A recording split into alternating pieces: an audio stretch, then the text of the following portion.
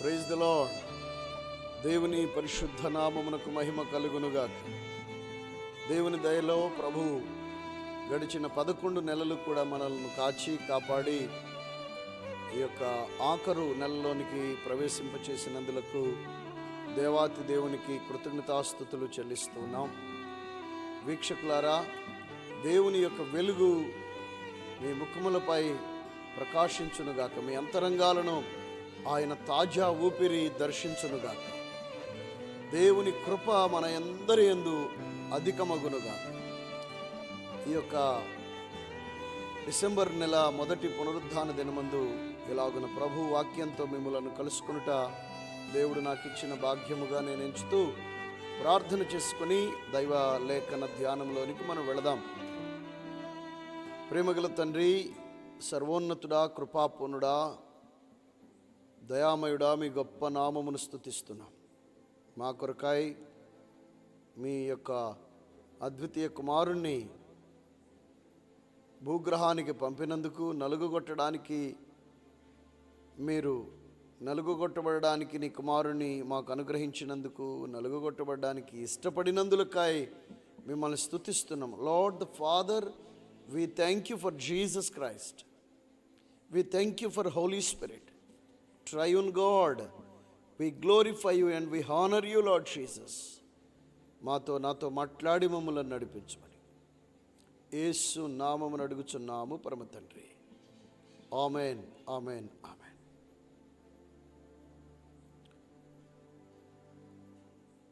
దేవుని సన్నిధిలో ఇప్పుడు మనం ఒక శ్రేష్టమైన గీతాన్ని వినిన తరువాత ప్రభునామాన్ని మహిమపరుచుకుందాం.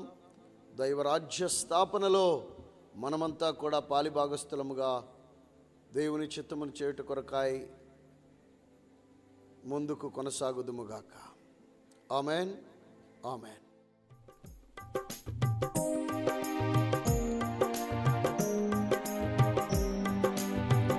సన్నుతించెదను దయాళుడవు నీవని, సన్నుతించెదను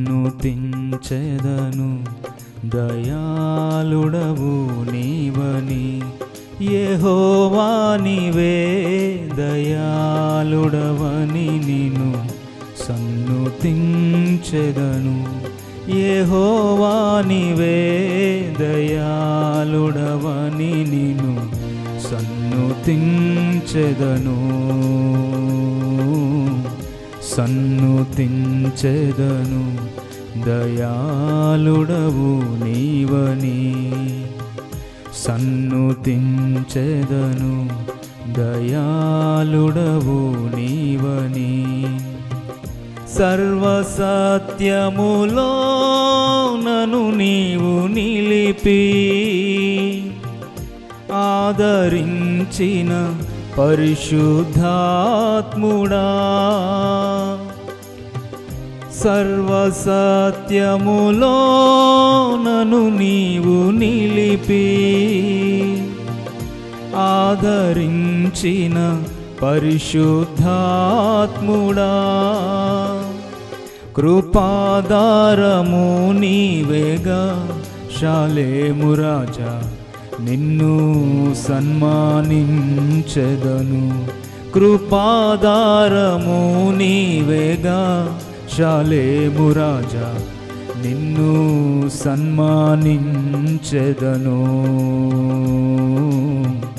సన్నుతించెదను దయాళుడవు నీవని, సన్నుతించెదను దయాళుడవు నీవని, యెహోవా నీవే దయాళుడవని నిన్ను సన్నుతించెదను, యెహోవా నీవే దయాళుడవని నిన్ను సన్నుతించెదను, సన్నుతించెదను దయాళుడవు నీవని, సన్నుతించెదను దయాళుడవు నీవని. నీ కను చూపుల పరిధిలో నన్ను నిలిపి చూపితివా నీ వాత్సల్యమును. నీ కను చూపుల పరిధిలో నన్ను నిలిపి చూపితివా నీ వాత్సల్యమును. కృపానిధివి నీవేగా షాలేము రాజా, నిన్ను సన్మానించెదను. కృపానిధివి నీవేగా షాలేము రాజా, నిన్ను సన్మానించెదను. సన్నుతించెదను దయాళుడవు నీవని. సన్నుతించెదను దయాళుడవు నీవని. యెహోవా నీవే దయాళుడవని నిన్ను సన్నుతించెదను. యెహోవా నీవే దయాళుడవని నిన్ను సన్నుతించెదను. సన్నుతించెదను దయాళుడవు నీవని. సన్నుతించెదను దయాళుడవు నీవని. దేవుని పరిశుద్ధ నామమునకు మహిమ కలుగునుగాక. వీక్షకులందరికీ మరి యొక్క పర్యాయము ప్రభువు నామములో శుభాలు. ఈ యొక్క శ్రేష్టమైన ఉపదేశాలను మీ బంధువులకు మిత్రులకు పరిచయం చేయండి. పాస్టర్ ఫిలిప్ మెసేజెస్ అనే ఈ ఛానల్ని దేవుని వాక్యాన్ని మీ ఆప్తులకు పంచేటందుకై ఉచితంగా ప్రభు ఇచ్చిన మాటలను ఉచితంగా మీ కొరకు అందిస్తూ ఉండగా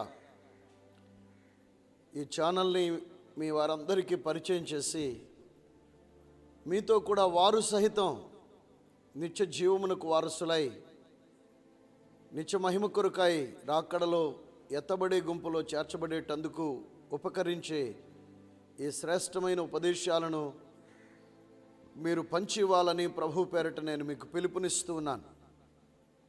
అట్టి కృపను దేవుడు మనందరికీ దయచేయునుగాక.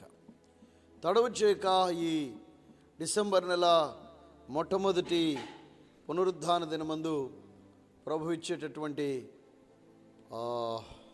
లేఖనాన్ని మనము ధ్యానం చేస్తూ ముందుకు వెళదాం. గడిచిన వారాలలో ప్రభు ఇచ్చిన మాటలకు అనుసంధానంగా ఈ యొక్క వాక్య ప్రత్యక్షత ఉంటుంది. చక్కగా మీ పెన్ను పేపరు బుక్ దగ్గర పెట్టుకొని వర్తమానాలన్నీ 1 by 1 మీరు నోట్ చేసుకొని దేవుని వాక్యంలో మరింత లోతైన అనుభవాలలోనికి చేరి రావాలని ప్రభు పేరట మీకు మనవి. పరిశుద్ధ బైబిల్ గ్రంథం మానవ జాతిని 2 భాగాలుగా విభజించింది. Major groups. ఈ 2 గ్రూప్స్ ఏమిటంటే, ఒకటి క్రీస్తు రక్తములో కడుగబడి క్రీస్తు రక్తముతో కొనబడి వాక్యమనే అక్షయ బీజము చేత జన్మించి క్రొత్త జన్మనొంది నూతన సృష్టిగా మార్చబడి శిశువులను పోలిన వారై అన్న మాటలన్నీ కూడా ఇక్కడ వర్తిస్తాయి. ఆత్మలో ఏదెనులో మానవుడు పండు తినిన వెనువెంటనే పాపము చేసి ఆజ్ఞను అతిక్రమించినందువలన పాపము చేసి మానవ ఆత్మను చంపుకోవడం జరిగింది. మానవాత్మ అక్కడ మరణించడం మనం ఎరుగుదుము. అయితే యేసుక్రీస్తు ప్రభువారు భూలోకానికి దిగివచ్చి దేవగొర్రె పిల్లగా కల్వరి శిలువలో వధించబడి రక్తమును చిందించి ఆయన ఆత్మలో చనిపోయిన మానవుడు తిరిగి బ్రతుకున్నట్లుగా ఒక గొప్ప ప్రణాళికను చేసి రక్షణ ప్రణాళికను సిద్ధపరిచారు. దేవుని నామానికి మహిమ కలుగునుగాక. ప్రియ దైవ జనాంగమా, యేసు ప్రభువారు సిద్ధపరిచిన ఈ రక్షణ మార్గము ఏదైతే ఉన్నదో ఆ రక్షణ మార్గంలోనికి ప్రవేశించుట వలన, సువార్తను విని, సువార్తను నమ్మి, సువార్తను అంగీకరించి మారు మనసు పొంది నీటి బాప్తిస్మము పొందుట ద్వారా ఒక వ్యక్తి రక్షణ అనే ఆ జోన్లోనికి అప్పుడే ప్రవేశిస్తారు. ఈ రక్షణ, ప్రారంభించబడిన రక్షణ జీవితకాలమంతయు కొనసాగించబడి ఆఖరు శ్వాసలోపుగా ఈ రక్షణను కాపాడుకొనగా రక్షణలో మనము మన యొక్క జీవిత యాత్రను ముగించాలి. దానినే నిత్య రక్షణ అన్నారు దేవుని లేఖనంలో. ఈ రక్షణానుభవంలోనికి వచ్చిన ప్రజల సమూహమును బైబిల్ గ్రంథం ఏమని సంబోధించిందంటే జీవము గల దేవుని సంఘము. జీవము గల దేవుని సంఘము. ఇక రక్షణ లేదు, ఏమీ లేదు, ఈ సువార్త ఇదంతా తెల్లోళ్ళ మతం. డబ్బులు ఇచ్చి వాళ్ళు ఇక్కడ మతాలు మారుస్తున్నారని ఏ అధ్యయనం లేకుండా, రవ్వంత కూడా అవగాహన లేకుండా పెడవాదం చేస్తున్న తరం ఒకటి ఉన్నది. అటివారు, ఇంకా సువార్త అందక ప్రభు నెరుగక ఉన్నవారు, ఇలాంటి గుంపుని పరిశుద్ధ బైబిల్ గ్రంథం లోకం అని సంబోధించింది. లోకం, వారు లోకమై ఉన్నారు. రక్షించబడిన వారేమో జీవము గల దేవుని సంఘమై ఉన్నారు. ప్రియా దేవుని బిడలారా, దైవ జనాంగమా,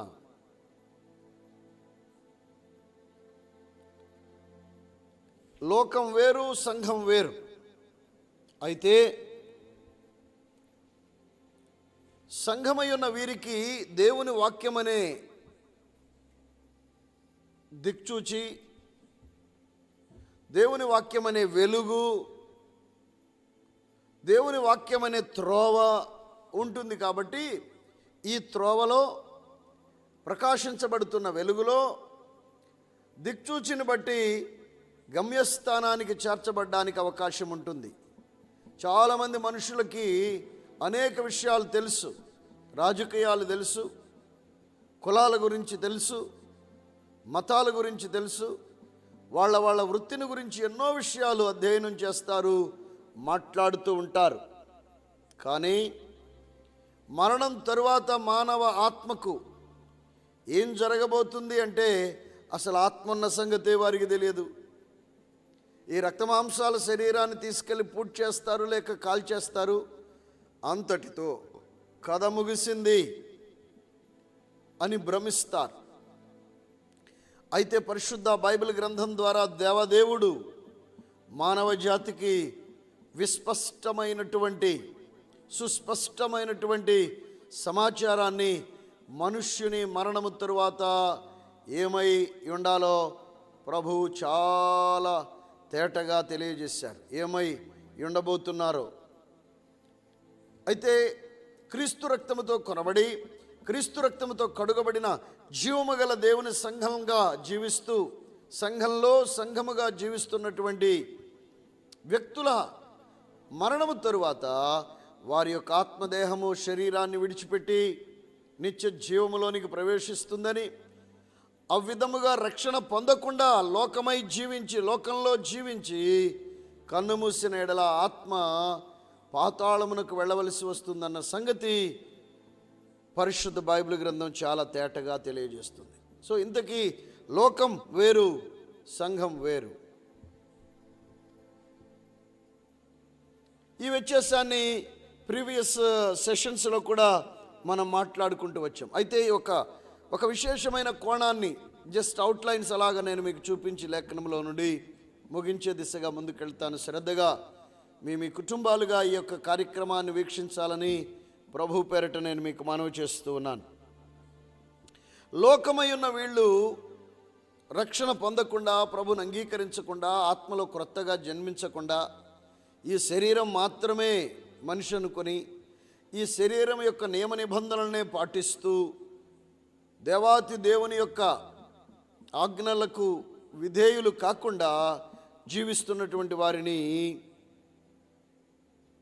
లోకం అని దేవుని వాక్య సారాంశంలో నుండి మనం చూసాం కదా. ఈ లోకమై ఉన్న వారి యొక్క యాటిట్యూడ్ ఏమై ఉంటుందంటే, వీరు ఎంతసేపు కూడా మనుష్యుల మెప్పు కొరకు ప్రయాసపడుతూ ఉంటారు. మనుష్యుల దృష్టికి ఎలా ఉన్నాం, మనుష్యులు మన గురించి ఏమనుకొనుచున్నారు, మనుషులు మన గురించి గొప్పగా మాట్లాడుకుంటే చాలు. మనుషుల దృష్టిలో మంచి డ్రెస్ కోడ్, మంచి జ్యువెలరీ, మంచి హౌస్, మంచి వాహనం, మంచి పదవి, ఇవన్నీ ఉంటే గొప్పగా బ్రతికేస్తున్నాం అనుకుంటారు. లోకం ఎప్పుడూ కూడా మనుష్యుల మెప్పునే వాంఛిస్తుంది. అయితే సంఘము ఏమై ఉండాలో లేఖనములో చాలా తేటగా ప్రభువారు రాయించారు. సంఘం ఏమై ఉండాలి అని ప్రభువు రాయించారంటే, యాకోబు పత్రిక 4వ అధ్యాయము 10వ వాక్యాన్ని మచ్చుకొక ఉదాహరణగా చూద్దాం. ప్రభువు దృష్టికి మిమ్మును మీరు తగ్గించుకొనుడి, అప్పుడు ఆయన మిమ్మును హెచ్చించును. ఈ దినాల్లో ప్రతివారు కూడా ఉన్నత స్థానాలకు వెళ్ళిపోవాలి, దేవుడు దీవించేసేయాలి, ఉద్యోగం ద్వారా గొప్ప డబ్బులు వచ్చేసేయాలి, మేము గొప్పవారమైపోవాలి, ఉన్నత స్థానాలకు వెళ్ళిపోవాలని. అయితే పరిశుద్ధ బైబిల్ గ్రంథంలో కూడా దేవుడు తన ప్రజలను దీవించడానికి, ఉన్నత స్థానాలలోనికి తీసుకుని వెళ్ళడానికి ఆయన సంకల్పించారు. అయితే దాని యొక్క మర్మమిట్లున్నది, ప్రభువు దృష్టికి మిమ్మును మీరు తగ్గించుకొనుడి, అప్పుడు ఆయన మిమ్మును హెచ్చించును. దేవుని దృష్టికి తగ్గించుకోవాలి. ఆయన నిన్ను చూసి ఆయన మార్కులు వేయాలి. ఆయన నిన్ను చూసి బలా నమ్మకమైన మంచి దాసుడు అనాలి. ఆయన నిన్ను మెచ్చుకున్న వేళ నీవు యోగ్యుడవు, యోగ్యురాలు అవుతావు. ఈ 10 వచనంలో 4వ అధ్యాయము యాకోబు పత్రిక 4వ అధ్యాయం 10వ వచనంలో, ప్రభువు దృష్టికి మిమ్మును మీరు తగ్గించుకొనుడి. ప్రభువు దృష్టికి. కొంతమంది మనుషుల దగ్గర ఎంత సాక్ష్యమో, ఎంత మంచివాళ్ళలాగా అనిపించుకుంటారో, మనుషులందరూ ఫలానా వ్యక్తి చాలా మంచివారండి, చాలా మంచివారండి అని మంచి సాక్ష్యము పొంద ప్రయత్నిస్తుంటారు. కానీ దేవుని వాక్యం అంటుంది, మనుషుల దృష్టికి మంచిగా నీవు కనబడడానికి నటించవచ్చు, నటన చేసి మనుషులందరి దృష్టిలో నీవు గొప్ప వ్యక్తివిగా పేరు ప్రఖ్యాతులు పొందొచ్చు, అందరితో నమస్కారాలు పెట్టించుకోవచ్చు. కానీ దేవుని దృష్టిలో మన వేషాలు చెల్లవు. దేవుడు పై రూపాన్ని చూసి మసిపూసి మారేడుగా అన్నారు. అలాగున చేస్తే దానిని ఆయన ఖాతరు చేసి లెక్కించి దానిని బట్టి ఎవరికి ఆయన ప్రతిఫలం ఇవ్వరండి. అంతరంగంలో మనుష్యుడు ఏమై ఉన్నారు, ఇంటీరియర్ లైఫ్లో మనుష్యుడు ఏమై ఉన్నారు అనేటటువంటి విషయాలను పరిగణనలోనికి తీసుకొని, హృదయాంతరంగాలను పరిశీలనలోనికి తీసుకొని, దానిని బట్టి ఆయన నీకు ఇచ్చేటటువంటి ప్రతిఫలాన్ని ఇస్తాడు. అది ఆయన దృష్టికి నీచులుగా, అసహ్యులుగా ఉండి దైవ వ్యతిరేక్తమైన కార్యకలాపాలలో పాలుపంపులు పొందుతూ ఉంటే దేవుడు వారికిచ్చే ప్రతిఫలాన్ని వారికి ఇస్తాడు. అయితే దేవుని వాక్యంలో నుండి ప్రభువారు మనకు బోధిస్తున్న పాఠం, లోకమై ఉన్నవారు నిత్యము కూడా లోకం మెప్పును కోరుకుంటూ ఉంటారు. లోకం వారిని మెచ్చుకోవాలని, లోకం దృష్టికి వారు గొప్పగా కనిపించాలని, లోకం దృష్టికి వారు విలువైన వ్యక్తులుగా అగుపించాలని లోకం యొక్క పొగడ్తల కొరకు పరితపిస్తూ ఉంటారు. కానీ క్రొత్త జన్మ జన్మించి ఆత్మలో ఎదుగుతూ దినదిన ప్రవర్ధమానము చెందుతూ వాక్యాహారమును భుజిస్తూ లోకములో నుండి వెలుపటికి పిలువబడిన వానిని నేను. క్రీస్తు శరీరమై ఉన్నాను, శరీరంలో అవయవమై ఉన్నాను.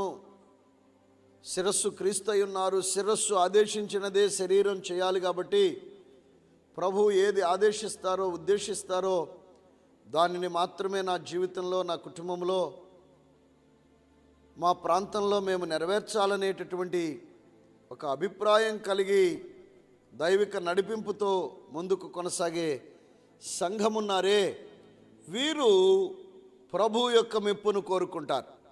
ప్రభు దృష్టికి ఉన్నతులుగా కనబడాలని, ప్రభు హృదయంలో స్థానం సంపాదించుకోవాలని, దేవుని యొక్క దృష్టిని ఆకర్షించుకోవాలని, ప్రభువుకి నచ్చేలాగున సిద్ధపరచబడాలని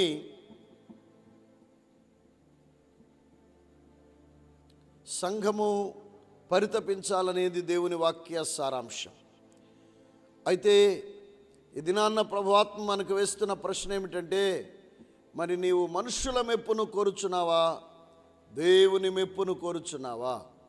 మనుషుల మెప్పు కొరకైన శతవిధ ప్రయత్నాలు ప్రతిదినము చేస్తున్నావా? దేవుని మెప్పు కొరకైనటువంటి విషయాలలో నీవు అభ్యాసం చేస్తున్నావనేది నేటి ప్రశ్న. అపోస్తలుడైన పౌలు గారు కొరింథీయులకు ఉత్తరాన్ని వ్రాస్తూ 10వ అధ్యాయము 18వ వచన భాగంలో ఈ విధంగా వ్రాశారు: ప్రభువు మెచ్చుకునివాడే యోగ్యుడు గాని తనను తానే మెచ్చుకునివాడు యోగ్యుడు కాడు. కొంతమంది ఇతరుల పొగడ్తల కొరకు పరితపిస్తారు, మరికొంతమంది అయితే తమ్మును తామే పొగుడుకుంటూ ఉంటారు.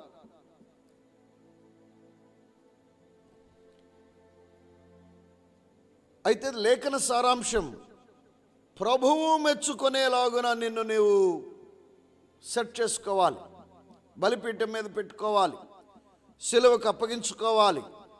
ఈ మొదటి ఆదాము స్వభావం ఏదైతే ఉందో అది హతమార్చబడాలి. ఆ స్వభావం సిలువ కొట్టబడాలి, సిలువలో మృతతుల్యమైపోవాలి. ఆ తరువాత కడపటి ఆదాము అనబడిన యేసుక్రీస్తు వారి యొక్క స్వభావం ఈ రక్తమాంసముల దేహములో చొరబడి దైవికమైనటువంటి వ్యక్తిగా మార్చబడటం జరుగుతుంది. అప్పుడు ప్రభువు మెప్పునే కోరుకునే ప్రయత్నం చేస్తారు. చాలా క్లుప్త సందేశం, బట్ ఇట్స్ వెరీ వాల్యుబుల్. చాలా క్లుప్త సందేశం. లోకం మనుషుల మెప్పు కొరకు తాపత్రయపడుతుంది, సంఘము దేవుని మెప్పు కొరకు తాపత్రయపడాలి. రాబోవు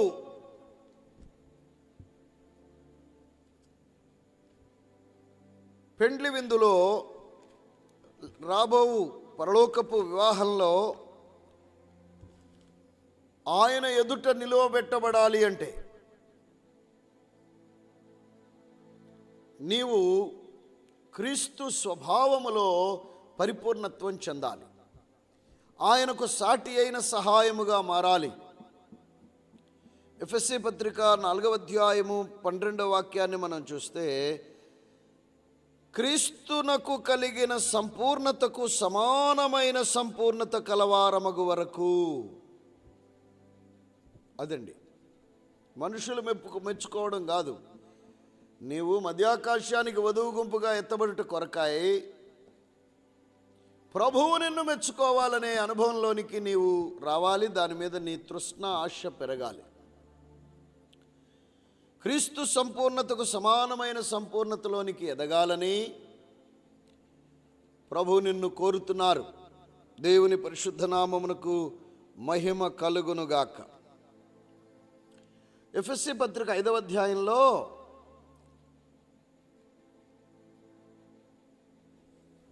ప్రభువు సంఘమును గురించి ఇలాగ వ్రాయించారు: క్రీస్తు కూడా సంఘమును ప్రేమించి అది కళంకమైనను ముడతైనను అట్టిది మరి ఏదైనను లేక పరిశుద్ధమైనదిగాను నిర్దోషమైనదిగాను మహిమగల సంఘముగాను ఆయన తన ఎదుట దానిని నిలువబెట్టుకొనవలెనని వాక్యముతో ఉదక స్నానము చేత దానిని పవిత్రపరిచి పరిశుద్ధపరచుటకాయ దాని కొరకు తనను తాను అప్పగించుకొనెను. దేవుని నామానికి మహిమ కలుగునుగాక. చూసారా, ఇక్కడ మనం గమనించినట్లయితే సంఘము యొక్క ఉన్నతమైన లక్షణాలను ప్రభువు శ్లాఘించినట్లుగా మనకు అర్థమవుతుంది. దేవుడు మనల్ని కోరుకోవాలంటే ప్రభువు మనల్ని మెచ్చుకునే స్థాయికి, మెచ్చుకునే స్థితికి రావాలి అనేది నేటి పాఠం. మనుష్యులు మనల్ని గురించి రకరకాలుగా మాట్లాడతారు. డబ్బులుంటే చాలా గౌరవిస్తారు. అప్పుల పాలైపోతే అదే వ్యక్తి ముఖం కూడా చూడరు.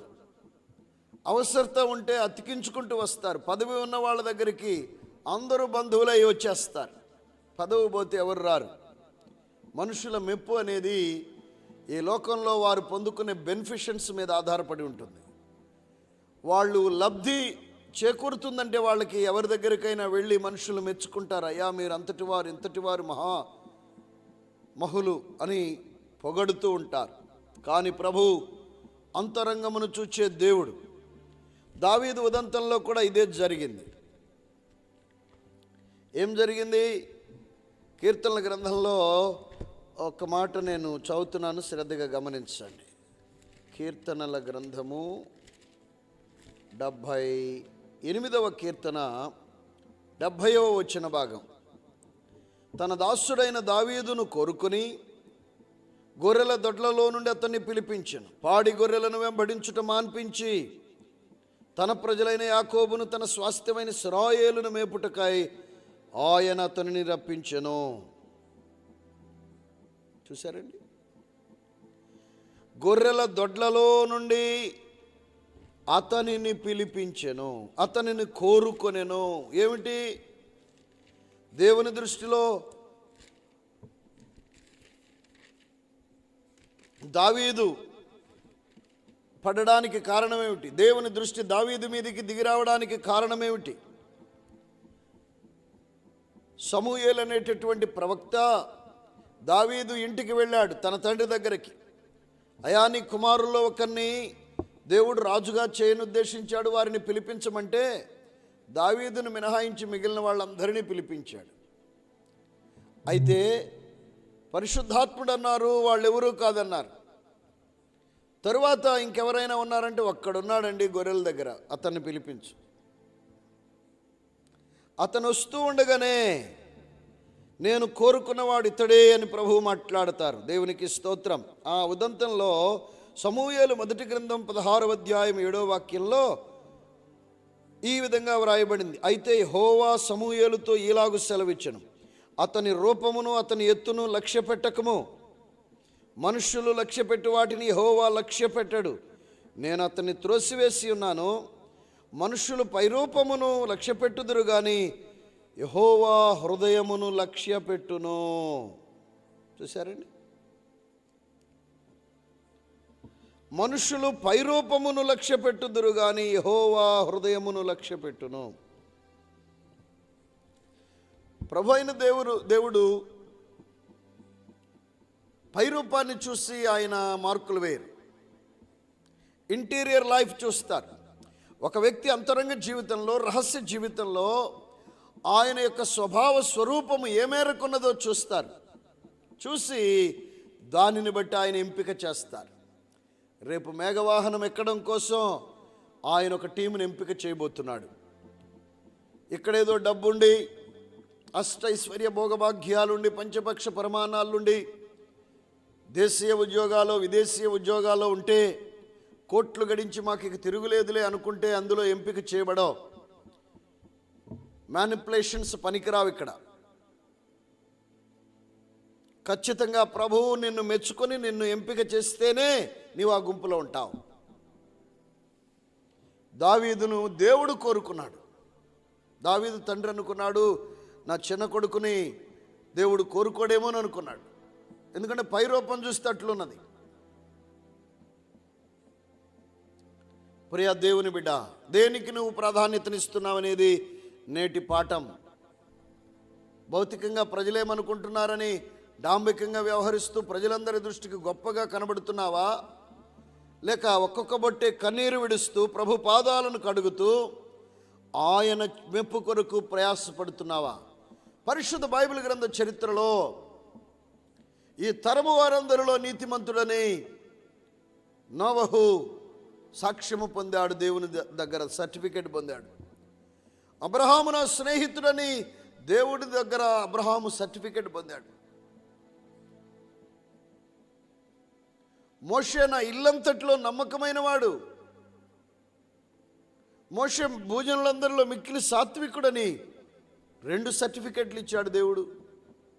దావీదు నా హృదయానుసారుడు అన్నాడే, దానియేలు నాకు బహుప్రియుడు అన్నాడే. యేసయ్యను గురించి మహాద్భుతమైన విషయం మనకు మాదిరి చూపడానికి దేవుడే మానవునిగా దిగి వచ్చిన మన ప్రభు అయిన యేసయ్యను గురించి తండ్రి అయిన దేవుడు ఏమన్నారు? ఈయన నా ప్రియకుమారుడు, ఈయన యందు నేను ఆనందించుచున్నానన్నాడు. దేవుని నామానికి మహిమ కలుగునుగాక. ఆమేన్. కాబట్టి భక్తులు ఎంతోమంది ప్రభు చేత అప్రిషియేట్ చేయబడ్డారు. దేవుడు నిన్ను మెచ్చుకోవాలి, దేవుడు నీకు బహుమానం ఇవ్వాలి, దేవుడు నిన్ను సర్టిఫై చేయాలా. మనుషులు ఏమనుకున్నారనేది కాదు, దేవుడు ఏమనుకుంటున్నారనేది చాలా ప్రాముఖ్యం. చాలాసార్లు మనుషుల దగ్గర సాక్ష్యాన్ని కాపాడుకునే దానికి చాలా శతవిధ ప్రయత్నాలు చేస్తారు. కానీ దేవుని దగ్గర సాక్ష్యం కాపాడుకోవాలనేది నేటి పాఠం. దేవుని మెప్పు కోసం ప్రయాసపడాలి. దేవుడు నన్ను మెచ్చుకోవాల్సింది, దేవుని దృష్టికి నేను ఎలా ఉన్నాను, దేవుడు నన్ను గురించి ఏమనుకుంటున్నాడనే కోణం మనకు దేవుడు అనుగ్రహించునుగాక. ప్రభు దృష్టికి యోగ్యునిగా మార్చబడాలి. మరలా మొట్టమొదటిగా చదివిన వాక్యాన్ని నేను చదువుతున్నాను చూడండి. యాకోబు పత్రిక 4వ అధ్యాయం 10వ వాక్యం. ప్రభు దృష్టికి మిమ్మల్ని మీరు తగ్గించుకుంటారు. కొందరు మనుషుల ముందు ఏమి తగ్గించుకుంటారో ప్రభు అంటున్నారు, మనుషుల దృష్టిలో కాదు, నీవు దేవుని దృష్టికే తగ్గించుకోవాలి. చాలాసార్లు నేను అనుభవంలో గ్రహించింది, పాస్టర్ గారు వస్తున్నారంటే చాలా భయపడిపోయి టీవీలో సినిమాలు వస్తుంటే కట్టేస్తారు, సినిమా పాటలు మోగుతుంటే టేప్ రికార్డర్ కట్టేస్తారు. పాస్టర్ గారు వస్తారు. మరి దేవుడు నిత్యము చూస్తున్నాడే, ప్రతి స్థలమందున ఆయన కన్నులు పనిచేస్తూ ఉన్నాయి కదా. యెహోవా కన్నులు ప్రతి స్థలం మీద నుండి అన్నాడు కదా. మరి ఆయన చూస్తున్నాడు కదా. ఆయన చూస్తున్నప్పుడు ఆయనకి ఎందుకు భయపడవు? కాబట్టి మనుషులకు కాదు భయపడాల్సింది, దేవునికి భయపడాలి. మనుషుల దృష్టికి మాత్రము కాదు తగ్గించుకోవాల్సింది, దేవుని దృష్టికి తగ్గించుకోవాలి. మనుషుల మెప్పు కాదు పొందాల్సింది, యేసయ్య మెప్పు నీవు పొందాలి, ప్రభువు మెప్పు నీవు పొందాలి. కాబట్టి లోకము మనుషుల మెప్పు కొరకు, మనుషుల పొగడ్తల కొరకు, మనుషుల ఎదుట గొప్పవారు అనిపించుకున్నట్టు కొరకు, మనుషుల ఎదుట మంచివాళ్ళు అనిపించుకున్నట్టు కొరకు ప్రయాసపడతారు. కానీ సంఘం ఎప్పుడు కూడా దేవుడిని అనిమెచ్చుకోవాలి, దేవుడు సర్టిఫై చేయాలి, దేవుణ్ణి ఎదుట నేను తగ్గించుకోవాలి అనేటటువంటి ఈ అంశాన్ని దేవుడు బోధిస్తున్నారు. కాబట్టి గాడ్ ఓరియంటెడ్ పర్సన్గా నీవు ఉండాలి. మనుషుల మెప్పు ఆవిరి వలె కనుమరుగైపోబోతుంది. కానీ దేవుడు నిన్ను మెచ్చుకుంటే పరలోక రాజ్యంలో యుగాయుగములో ఉన్నత స్థానాన్ని నీకు ఇస్తాడు దేవుని బిడ్డ. ఈ నా మాటలు ముగిస్తున్నాను లేఖనంలో నుండి. దేవుని మెప్పు కొరకు ప్రయాసపడాలి. దేవుని దృష్టికి తగ్గించుకో, దేవుడు నిన్ను హెచ్చించటం ప్రారంభిస్తాడు. దేవుని ఎదుట యథార్థంగా ఉందాం, దేవుని చేత మంచోళ్ళు అనిపించుకుందాం. మనుషులు ఏమంటున్నారనే దాన్ని మాత్రమే ఖాతరు చేసి దేవుడేమనుకుంటున్నాడనే దాన్ని గాలికి వదిలేస్తే ఇక మనకంటే దౌర్భాగ్యులు మరి ఇంకెవరుండరు. కాబట్టి ఇటు విషయాలను దృష్టించి దేవునిలో ముందుకు కొనసాగి ప్రభువు మెప్పు పొంది మధ్యాకాశంలో వధువు గుంపుగా ఎగిరి వెళ్ళే జాబితాలో నీవు కూడా నీ పేరు, నీ కుటుంబీకుల పేర్లు ఉండాలని ఆశపడుతూ ప్రార్థించి దాని కొరకు సిద్ధపరచబడాలని మనవి చేస్తున్నాను. దేవుడి వచ్చిన భాగములను దీవించి ఆశీర్వదించి బలపరచునుగాక. Amen, amen. ప్రార్థన చేసుకుందాం. జీవాధిపతి మహోన్నతుడా, అద్వితీయ నాథ, మీ గొప్ప నామమును స్తుతిస్తూ మహింపరుస్తున్నాం. గడిచిన దినాలలో మీరు అల్పులమైన మా చేత చేయించిన పరిచర్ల కొరకు స్తోత్రాలు. ముందున్న పరిచర్య అంతటిని దీవించండి. క్రిస్మస్ వేడుకలు ఘనంగా నీ నా మహిమ కొరకు జరుగుటకు సహాయం చేయమని ప్రార్థన చేస్తాం. సెకండ్ వేవ్ అని శాస్త్రవేత్తలు చెప్తా ఉన్నారు. ప్రభా, నీ కృప చొప్పున సెకండ్ వేవ్ని తొలగించమని ప్రార్థన చేస్తున్నాం. సహాయం చేసి నడిపించి, దీవించి, బలపరిచి, అభిషేకించి వాడుకొనమని యేసునాథుని దివ్యనామమున ప్రార్థించి వేడుకొనుచున్నాము పరమ తండ్రి. ఆమేన్, ఆమేన్, ఆమేన్.